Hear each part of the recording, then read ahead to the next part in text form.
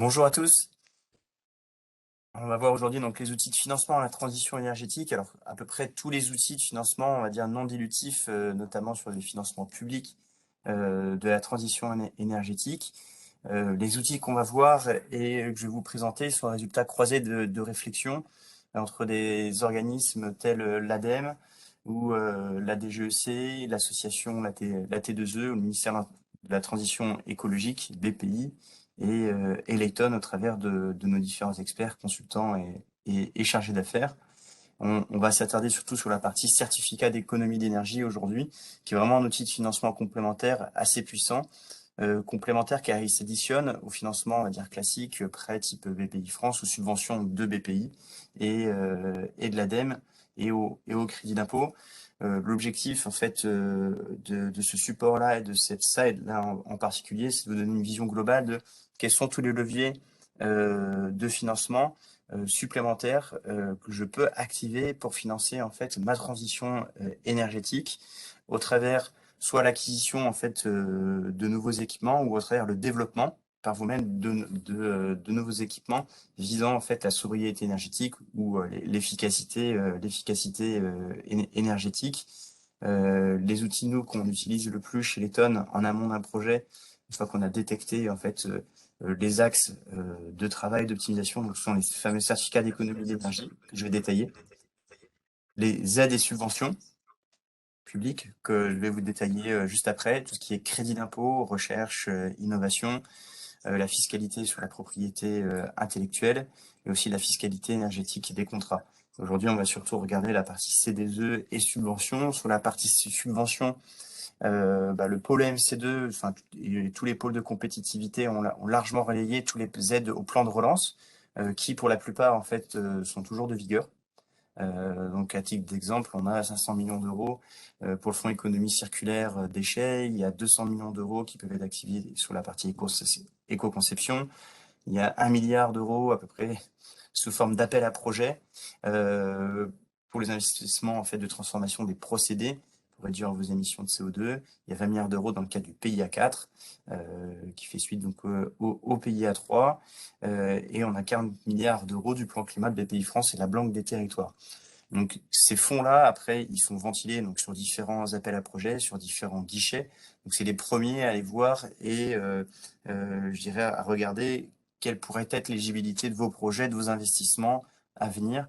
Et ça là-dessus, il y a BPI, il y a l'ADEME, il y a les pôles de compétitivité ou les concepts comme nous qui pourront aussi vous accompagner pour vous y retrouver. En plus de ces aides-là, peuvent venir en complément et en supplément ces fameux certificats d'économie d'énergie. Quel est le principe de ces certificats d'économie d'énergie? En fait, les certificats d'économie d'énergie viennent monétiser l'économie d'énergie que vous allez réaliser. Donc, ils ont vraiment un rôle incitatif fort auprès en fait des particuliers, des entreprises et aussi des collectivités. Tout le monde est concerné pour pouvoir en fait diminuer sa consommation énergétique et ces diminutions de consommation énergétique donnent lieu à une prime. Donc, je vais vous détailler en fait le calcul. Et donc, en fait, le moyen de base, c'est le meilleur moyen de diminuer son impact CO2, c'est de baisser sa consommation d'énergie.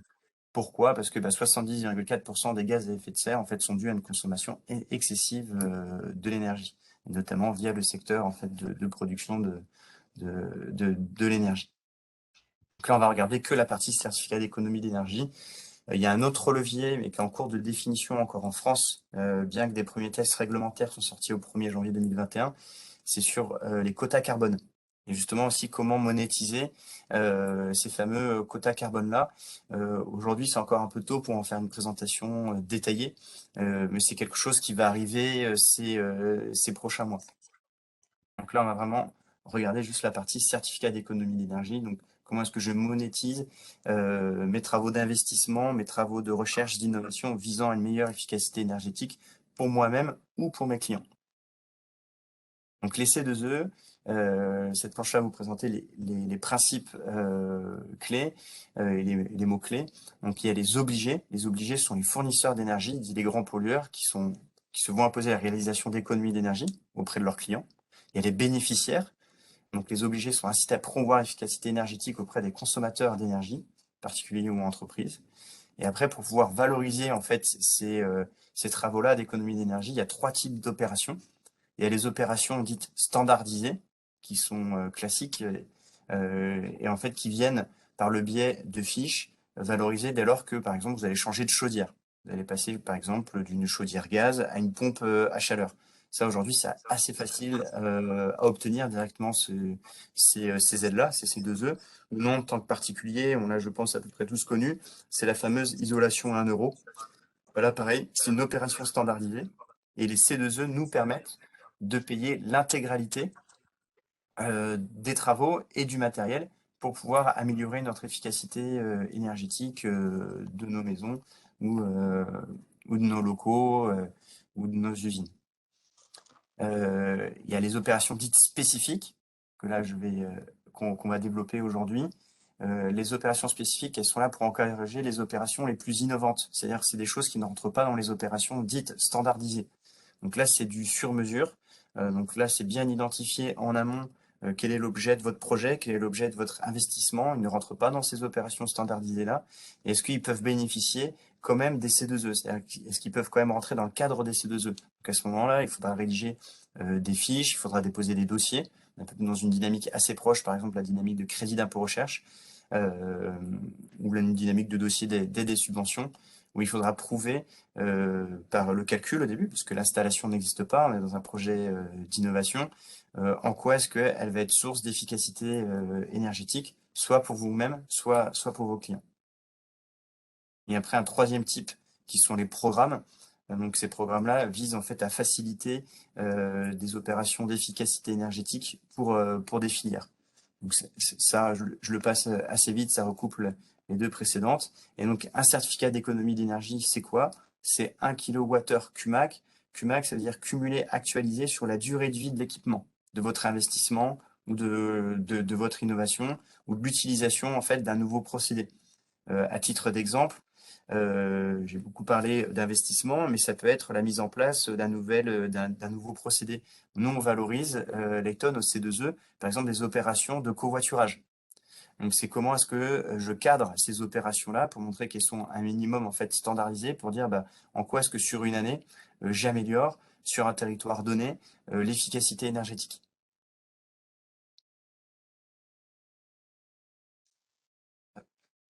Donc le principe des C2E, donc on retrouve ici en fait les obligés, du coup les pollueurs, qui financent les travaux au niveau en fait des bénéficiaires, les particuliers, les entreprises, qui récupèrent des C2E et ensuite qui revendent ces certificats d'économie d'énergie là aux grands pollueurs qui sont les fournisseurs d'énergie. Donc là, type Engie, EDF, Total. Et nous, Lecton, en fait, quel est notre rôle là-dedans? En fait, on a des délégations d'obligations, par exemple de Total, d'EDF, d'Engie et d'autres, hein. Ça peut être aussi en pollueur, c'est tout ce qui est, par exemple, les stations-service ou autres, qui, eux, n'ont pas la capacité à accompagner les entreprises, les collectivités, dans le montage des dossiers, dans la vérification de la bonne éligibilité en fait à ces dispositifs de ces C2E-là, leurs travaux, leurs investissements, leurs changements de façon de faire, et de même aussi qui n'ont pas forcément les moyens de sensibiliser. Donc typiquement le rôle de ce matin au travers d'OMC2, c'est de sensibiliser à l'existence de ces dispositifs-là pour en bénéficier, car depuis l'existence des C2E, depuis 2005, en fait, les poches d'aide qui existent n'ont jamais été utilisées à 100%. C'est-à-dire que nous, les tonnes, on est fortement challengés par le ministère de la Transition énergétique, par l'ADEME, à leur pousser un maximum de projets, parce qu'en fait, ces poches d'aide-là ne sont pas en fait ne sont pas épuisées. Donc, un exemple technique, dans le secteur du maritime, il y a 2 fiches standardisées. Donc chaque fiche en fait ont des noms de code. Par exemple, celle-ci, elle est à la 118, c'est un lubrifiant économiseur d'énergie pour la pêche professionnelle. Je suis un pêcheur, je change en fait mon lubrifiant, je prends ce lubrifiant économiseur d'énergie. De fait, dès mon acte d'achat, je bénéficie d'une prime C2E. Parce que c'est standardisé, c'est automatisé. Donc c'est assez simple de l'obtenir, il faut juste le savoir pour pouvoir être sûr d'en bénéficier et de ne pas passer à côté. Une autre fiche, c'est branchement électrique des navires et bateaux à quai. que ce soit pour du fluvial ou du maritime, ce qui est une fiche assez récente, pour éviter les ennemis, tout ce qui est émanation carbone, par exemple dans les ports. Je pense par exemple à Marseille, où on voit les grands panaches de fumée des ferries qui viennent. Ben là, c'est pour arrêter ça. Ils arrivent à quai, hop, on branche les bateaux pour pouvoir alimenter en électricité l'intégralité de leurs équipements. Donc maintenant, c'est quelque chose en fait d'automatisé, c'est-à-dire bah, le port, un grand port par exemple, quand il va faire son investissement en bande de branchement, bah, il peut obtenir directement en fait sa prime. Donc cette fiche-là, par exemple, de branchement électrique, c'est un fiche, tout un dossier que Layton a pu monter. Et aujourd'hui, on est en train de monter une fiche, et sur l'Ouest, et d'ailleurs aussi le pôle EMC2 est assez concerné, sur toute la partie propulsion vélique pour le transport maritime. Où là, bah, le levier, c'est on irait sur des économies dans l'acte d'investissement, par exemple d'un armateur, entre 25 et on va dire 30, voire jusqu'à 35%, dans certains cas, selon nos simulations, d'économies pour le client final de la technologie, par exemple du mât et des voiles. Il y a un programme C2E qui est porté par la coopération maritime Amaré, qui, eux, vont piloter directement en fait l'octroi de cette subvention C2E pour le filière de la pêche professionnelle sur certaines opérations d'efficacité énergétique. Donc là-dessus, nous, on n'intervient pas, c'est directement la coopération maritime. Et opérations spécifiques, c'est ce que je dis tout à l'heure, mais on travaille par exemple avec Zephyr et Boré pour le lanceur Ariane 6 et toute cette filière, toute cette nouvelle filière du transport à la voile qui se lance, comment est-ce que je peux financer au mieux ces activités de développement de solutions qui visent à une meilleure efficacité du transport maritime. À titre d'exemple, pour les bornes de raccordement, pour une dimension, on va dire, de l'économie, les travaux, donc le poste de raccordement et les travaux, ça représente à peu près un investissement pour 3 bornes de 7,5 millions. Et sur 7,5 millions, nous, Layton, vu qu'on a une délégation d'obligations, c'est nous qui versons directement en fait la subvention, la prime. Et sur une opération comme celle-ci, on a versé à peu près 1,8 million. Donc ça fait un taux de couverture global de l'investissement, donc le coût de l'équipement et les travaux, de 24%. Et ça, c'est cumulable, et ça j'appuie bien dessus, avec des aides de l'ADEME. Donc si vous aviez obtenu des aides de l'ADEME ou de BPI avant, bah là vous allez encore amortir d'autant plus, je dirais, le coût de l'investissement ou du développement. Et si on ajoute la case crédit d'impôt recherche, crédit d'impôt innovation, d'autant plus. À titre d'exemple aussi, donc là, Lafarge est un de nos clients et on a pu valoriser en fait un coproduit de Lafarge qui était un déchet, qui est une mousse en fait de ciment, qui a des bonnes propriétés en fait d'isolation.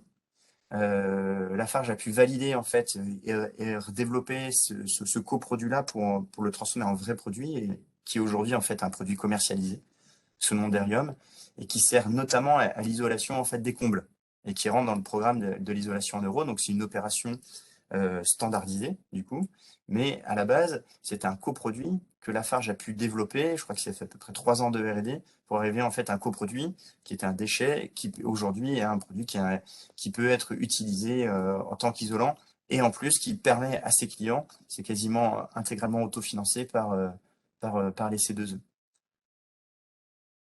Donc ces fameux C2E-là, en les anticipant, nous on est arrivé avec cette idée-là, ça permet de financer le développement d'un produit, ça permet d'incorporer dans votre business plan, par exemple dans le cadre d'un projet comme celui-ci, dire bah voilà, pour mes clients, j'ai une réduction de coût à la fin, donc je peux peut-être me permettre d'augmenter le prix de mon produit. Et puis en plus, c'est un réel argument d'aide à la vente. Pour pouvoir le valider aussi, bien sûr, d'un point de vue performance thermique, énergétique, il y a toujours une phase de test qui est faite, que je vais décaler juste après. Donc ça peut être vraiment un outil d'aide à la vente pour vous. Donc les fameuses opérations spécifiques, quels sont les critères d'éligibilité, en quoi ça peut être un vrai outil de financement de l'innovation. Bien sûr, le premier critère d'éligibilité, c'est que ça doit générer de réelles économies d'énergie. On doit pouvoir prouver. Ça ne doit pas faire l'objet d'une fiche d'opération standardisée. L'opération ne doit pas augmenter les émissions de gaz à effet de serre, une coulée de source. Donc ces 3 critères-là sont assez simples à remplir. Le temps de retour sur l'investissement doit être supérieur à 3 ans. C'est-à-dire que si votre solution, votre investissement est tellement performant en termes d'économie d'énergie et que l'économie d'énergie que vous allez réaliser vous permet en fait de rembourser intégralement votre investissement en moins de 3 ans, à ce moment-là, le taux de retour sur investissement, il va faire un 3 ans et du coup, en fait, vous ne pouvez pas bénéficier des C2E.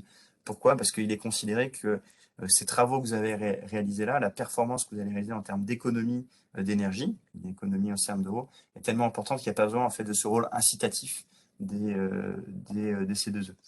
Et ça ne doit pas faire aussi l'objet d'une mise en conformité réglementaire, parce que les C2E ont vraiment un rôle incitatif. Donc ça va vous pousser en fait à vous transformer, à réduire ou améliorer une performance énergétique, un procédé d'un équipement. Alors que si ça devient une mise en forme réglementaire, à ce moment-là, c'est la réglementation qui vous motive, qui vous oblige à le faire. Donc ce n'est plus du tout le rôle des C2E. Et donc la partie fiche spécifique, l'objectif c'est vraiment de pousser les entreprises à apporter de nouvelles solutions innovantes qui nécessitent un certain investissement du côté de leurs clients ou d'eux-mêmes, et pour pouvoir en fait donner ce coup de pouce-là et pousser les entreprises, les entrepreneurs à y aller. Donc, comment est-ce qu'on le dimensionne, cette économie d'énergie-là, cette réalité d'économie d'énergie? On fait en fait un audit énergétique qui permet de donner une visibilité, combien est-ce que je consomme avant travaux ou avant investissement, et combien est-ce que je provisionne, je pense, consommer après les travaux, une fois la nouvelle installation mise en place ou une fois le nouveau procédé mis en place. Et donc ça, on regarde sur la durée de vie de l'équipement, ce qui nous permet de dire sur la durée de vie de l'équipement, voilà à peu près ma quantité d'économie d'énergie réelle que je pense réaliser. Et donc sur la durée de vie de l'équipement, et les C2E, en fait, on va venir valoriser toute cette partie-là orange avec un C2E, enfin 1 kWh économisé égale 1 C2E, et un C2E, un certificat d'économie d'énergie. Une fois que je l'ai, ce certificat d'économie d'énergie, là, il se revend sur un marché financier. Donc là, il faut passer par un opérateur de marché, par exemple comme Layton ou directement un grand pollueur. Et ce C2E-là, aujourd'hui, sur le marché, il se revend à peu près 5 euros. Donc, si là, je réalise, disons, 1 gigawatt d'économie d'énergie, 1 gigawatt CUMAC, donc cumulé actualisé sur la durée de vie de l'équipement, je peux récupérer 50 000 euros de subvention, de prime C2E. Donc à chaque fois, nous, ce qu'on pousse et le rôle de sensibilisation, c'est de dire où est-ce que j'en suis avant travaux, avant mon investissement, qu'est-ce que consomme aujourd'hui mon outil industriel, qu'est-ce que consomme aujourd'hui mon produit chez mes clients, et qu'est-ce que je peux réaliser en fait comme travaux, comme développement pour réduire ça, et qu'est-ce que ça peut représenter potentiellement en termes d'économie d'énergie. Donc ça vaille la peine de rentrer dans ce type de dossier-là et monter un dossier. Nous, notre ordre d'idée, Layton, c'est au moins que ce soit 1 mégawatt-heure par an d'économie d'énergie en fait gagnée. Pourquoi? Parce que le déroulement de la mission sur un projet, on va dire, qui ne fait pas l'objet d'une fiche standardisée, le process est assez long. Donc il y a la partie audit énergétique, ça c'est bien un mois de travail. Ensuite, il y a la phase, si on ajoute les études, la complexité des développements, là on peut parler en années. Ensuite, on doit installer cette solution-là. Ensuite, on doit, pendant 6 mois, elle rentre dans une campagne de mesure pour corréler est-ce que ce qu'on a obtenu par le calcul, est-ce que ça se corrèle avec ce qu'on retrouve en fait par expérience. Et si oui, à ce moment-là, on fait valider par l'ADEME la partie calcul, qui était déjà validée en amont, la partie travaux, on la refait valider par les résultats expérimentaux qu'on a obtenus pour pouvoir ensuite déposer un dossier C2E au pôle national des C2E. Ce cycle complet-là, il est au minimum de 1 an et demi entre le moment où je commence mon dossier et le moment où je peux déposer le dossier. Et après, il y a le temps d'instruction qui soit validé. Donc là, il est au minimum d'1 an et demi à 2 ans, voire sur des projets, on va dire, assez conséquents, on peut être sur du 3 ans et des fois plus, quoi. Par exemple, sur la filière du transport vélique, on a commencé les phases de réflexion et de calcul en 2019. Et aujourd'hui, le premier prototype, on va dire, à une échelle suffisante qui permet d'être monitoré, il a été mis en place fin 2021, quoi. Et derrière, donc l'organisme avec qui il faut échanger de manière permanente et avec qui on va dire tous les travaux de réflexion, d'hypothèses, d'aller-retour, de validation des calculs sont faits avec l'ADEME. Voilà pour une présentation, je dirais, assez rapide dans le format proposé. On aurait pu aller beaucoup plus loin dans le détail, mais voilà, l'objectif, c'était de vous sensibiliser, vous dire qu'il y a vraiment ces certificats d'économie d'énergie qui existent et que si vous avez des projets ou si vous, pour vous-même, pour vos clients qui ont pour un objectif en fait, d'améliorer votre performance énergétique, pensez-y et n'hésitez pas en fait, à voir si vous pouvez rentrer ou pas dans les cases. Merci beaucoup, Étienne, pour cette présentation très intéressante. Sachez que cette présentation vous sera envoyée et la présentation d'Étienne a été enregistrée. Donc, on pourra aussi la publier sur le compte YouTube, la chaîne YouTube du pôle EMC2. On vous enverra le lien. Est-ce que peut-être certains d'entre vous ont des questions à poser à Étienne, auquel cas vous pouvez ouvrir vos micros et les poser en direct? Alors, je vais me lancer, Isoline et rien du pôle, pour le coup.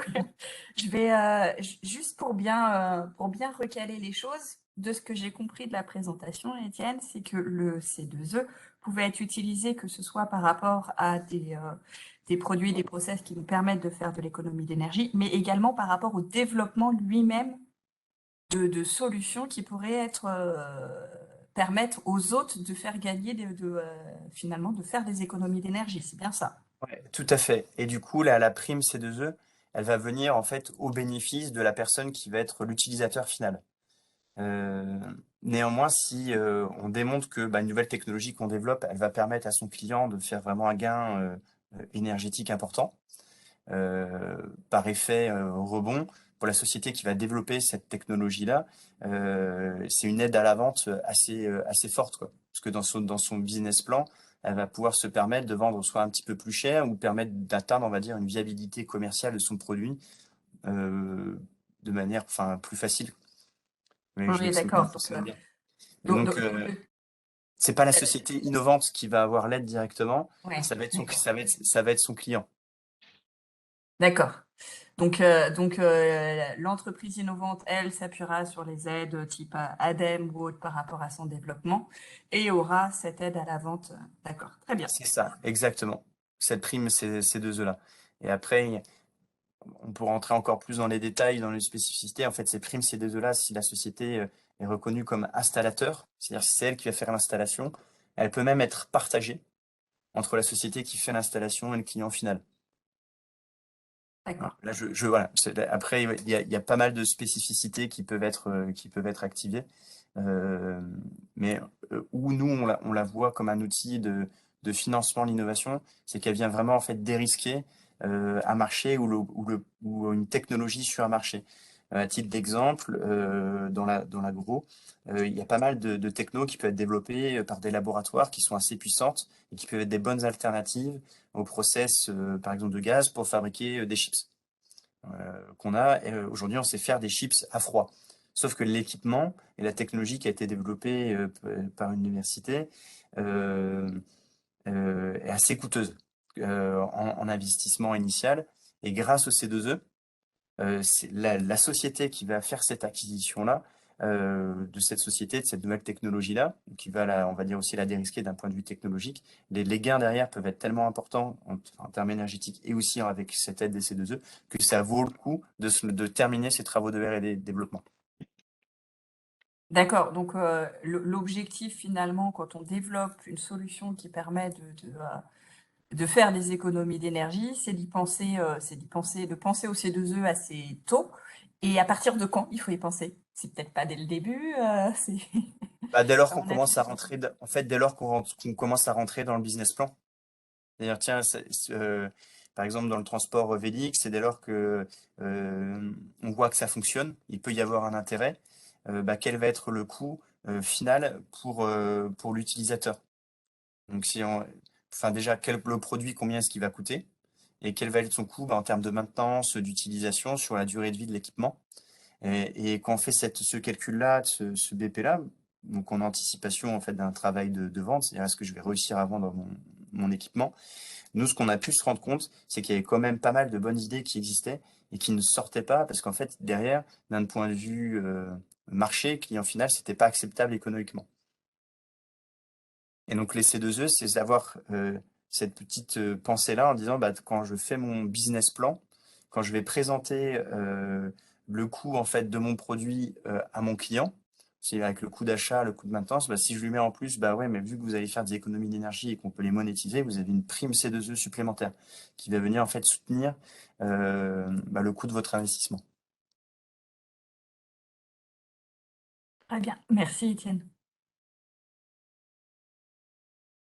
Merci Étienne. Est-ce qu'il y a d'autres questions?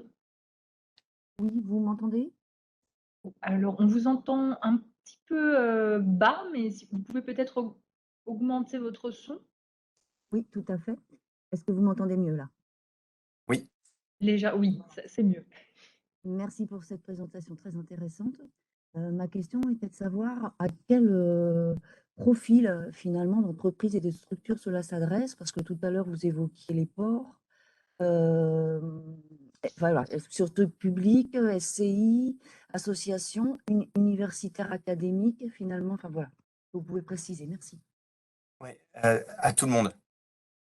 Particuliers, aux collectivités, aux sociétés, vraiment à toute personne qui vise la réalisation de travaux d'économie d'énergie.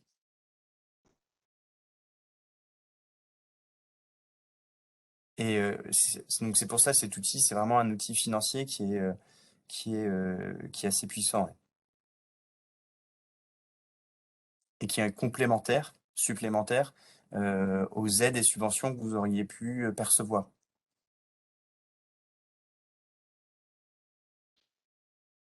Savoir si on a le droit de toucher du C2E par rapport à des travaux, un process, ce genre de choses, on se retourne vers qui? Vers vous? Oui, vous Là, ouais. Le rôle premier, c'est l'ADEME. L'ADEME, la T2E. Après, eux, c'est le moyen humain. Enfin, leur limite, ça va être les moyens humains. Ça va être, est-ce que c'est la bonne personne que vous allez voir en face de vous de l'ADEME? Est-ce que vous allez avoir la bonne réponse?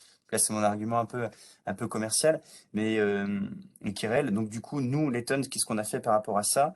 Avec aussi le soutien de l'ADEME et de BPIS, on a créé des équipes de personnes qui sont là pour donner du conseil, entre guillemets, gratuit. On ne fait rien payer aux développeurs de solutions, aux personnes qui font les solutions. Et on va les aider en fait enfin l'ADEME peut le faire aussi, mais c'est plus qu'ils n'ont pas forcément la même force de frappe à détecter le potentiel du projet, si c'est un nouveau projet, ou simplement à dire est-ce que votre équipement, votre nouveau process peut rentrer dans les cases? Et si oui, à ce moment-là, en fait, c'est pas la personne qui va nous questionner, c'est pas le porteur de solution qui va tout de suite pouvoir en bénéficier. Ce qu'on demande, c'est au porteur de solution de nous mettre en relation avec son client final et on va aider son client final à obtenir cette prime-là, C2E. Oui, bonjour Emmanuel. Donc aujourd'hui, l'Eton peut racheter des C2E. Tout à C'est-à-dire fait. que moi aujourd'hui, j'ai un dossier, là, j'ai préparé, voilà, j'ai une offre d'un fournisseur avec du matériel et je sais que je peux récupérer tant de CUMA, puisque après, je crois que c'est un coût unitaire du mégawattheure CUMA, hein, si Oui, ma mémoire est bonne. tout à Donc fait. là, aujourd'hui, les tonnes, si je leur propose, je leur dis à combien, parce que je sais qu'en fonction des fournisseurs d'énergie, on a des coûts différents. Tout à fait. Donc aujourd'hui, vous savez dire à quel coût vous êtes sur le mégawattheure CUMA? Ah, exactement. Donc ça, c'est l'étape d'après. C'est une fois que vous avez calculé votre volume à peu près d'économie potentielle. En gros, nous, nos concurrents, c'est qui? C'est directement soit les grands pollueurs, donc les obligés, ou d'autres organismes qui peuvent avoir des délégations d'obligations, et où nous, on va racheter ou acquérir ces deux-là, les revendre sur le marché et verser cette prime-là. Donc là, Emmanuel, en effet, dans ce cadre-là, vous pouvez solliciter les tonnes. Je peux vous mettre en relation avec un de nos chargés d'affaires et pour voir quel prix Layton est capable en fait de vous livrer par rapport à vos travaux. et de voir entre ce qu'un Total, un EDF ou autre, ou un Layton directement peut vous donner, quoi. Ok, non, ben, j'ai déjà un contact puisque demain après-midi, je vois votre collègue. D'accord. On est déjà en contact avec Letton. Merci.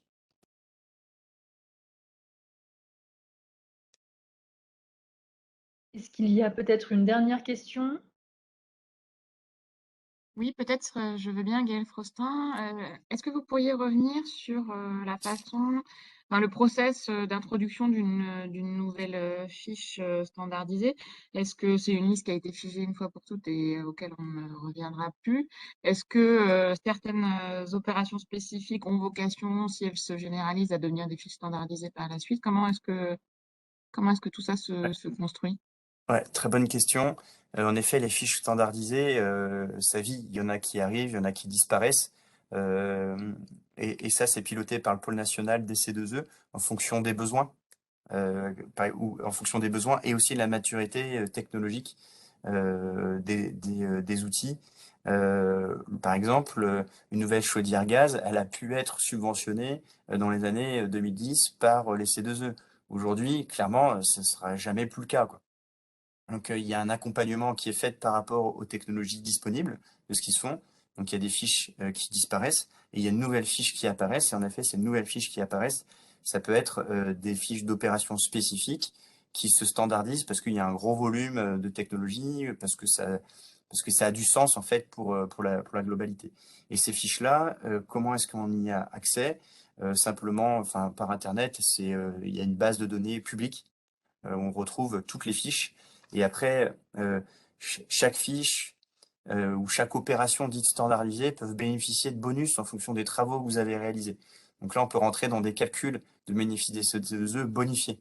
C'est-à-dire que quand je vous ai montré le, la courbe avec le rectangle orange d'économie d'énergie, si vous réalisez un certain type de travaux standardisés, des fois, vous pouvez avoir un x3. Donc, voilà, là, l'objectif, c'est vraiment vous donner, en gros, quel est le principe. Et dans ces opérations standardisées-là, il y a à peu près 160 fiches, 160, 180 fiches. Et en fonction de ces fiches-là, et dans ces fiches-là, en fonction des travaux que vous allez réaliser, il peut y avoir en plus des bonifications.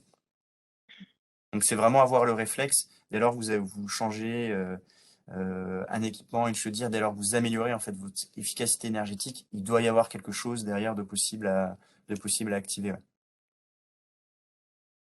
Et Alors, donc, nous, Étienne, dans le nous avons... process, Pardon.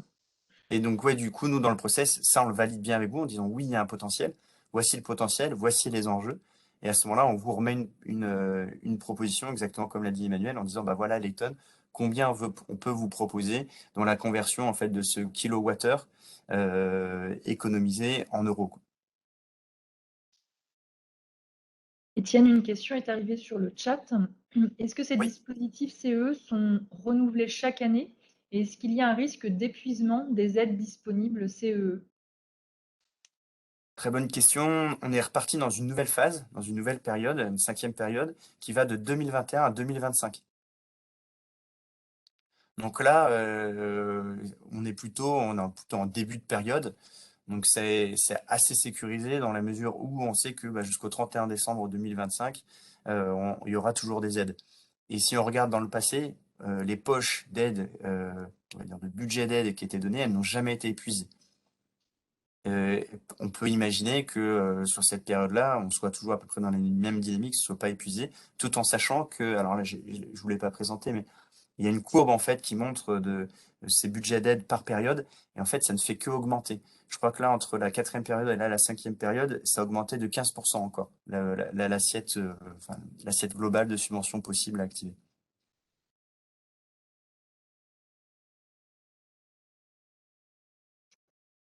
Donc là, voilà, le principal frein, nous, ce qu'on voit et ce sur quoi on est challengé aussi par l'ADEME, c'est trouver des projets. Trouver des projets, trouver des travaux, donc trouver des entreprises qui souhaitent investir, soit dans le développement de nouvelles technologies, soit investir dans l'amélioration de leur performance énergétique. Merci beaucoup, Étienne. Je pense que nous arrivons au terme de ce web café. Vous pourrez évidemment poursuivre vos échanges avec Étienne, donc via les coordonnées que nous allons vous communiquer. Je vous rappelle donc que le replay sera disponible sur la chaîne YouTube du pôle EMC2 et la présentation d'Étienne vous sera transmise. Je vous invite à rejoindre l'agenda du pôle EMC2 en ligne pour voir la programmation des prochains webcafés et vous y inscrire. Et je vous souhaite une excellente journée. Merci à tous pour votre participation. Merci Au beaucoup. revoir. Merci. Merci. Merci, Bonne journée au à tout le revoir. monde. Très bonne journée. Au revoir.